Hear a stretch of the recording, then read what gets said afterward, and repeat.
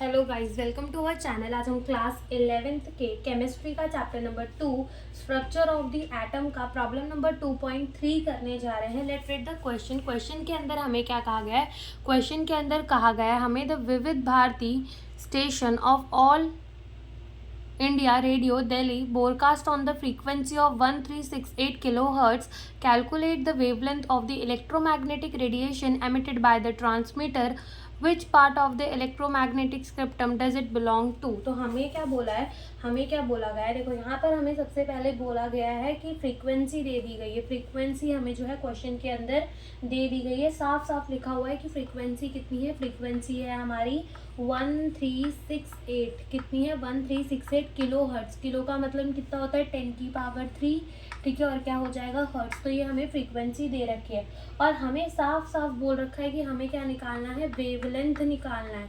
अब हमें फॉर्मूला तो पढ़ा ही होगा आपने कि फॉर्मूला क्या होता है? C is equals to mu lambda. क्या होता है formula? C is equals to mu lambda, where mu क्या होती है? फ्रीक्वेंसी, और लेमड़ा क्या होता है? वेवलेंथ।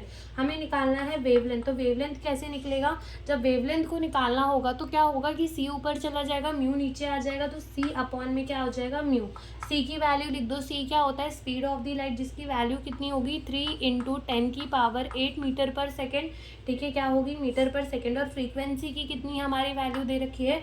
1368 × 10⁻³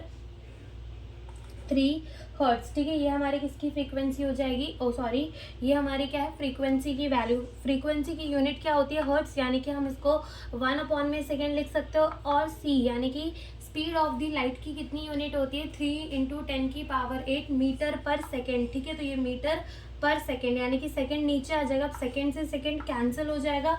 ठीक है, तो अब जब हम 3/1368 करेंगे तो जो हमारा आंसर है वो आएगा 0.0021929। ठीक है, इंटू 10⁻। अब देखो ये 3 जो है ना ऊपर जाके माइनस हो जाएगा, तो 8 - 3 कितना आता है हमारा? 8 - 3 इज इक्वल्स टू 5 आता है।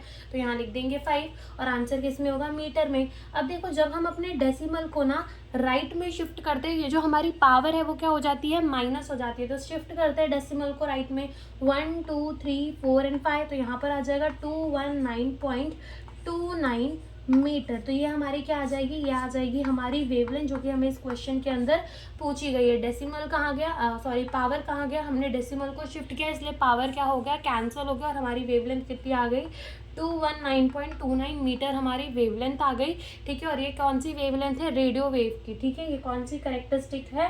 रेडियो वेव की। ठीक है, ये वेवलेंथ जो है वो कैरेक्टरिस्टिक है रेडियो वेव की। तो हमसे इस क्वेश्चन के अंदर इतना ही पूछा था। Thank you for watching the video.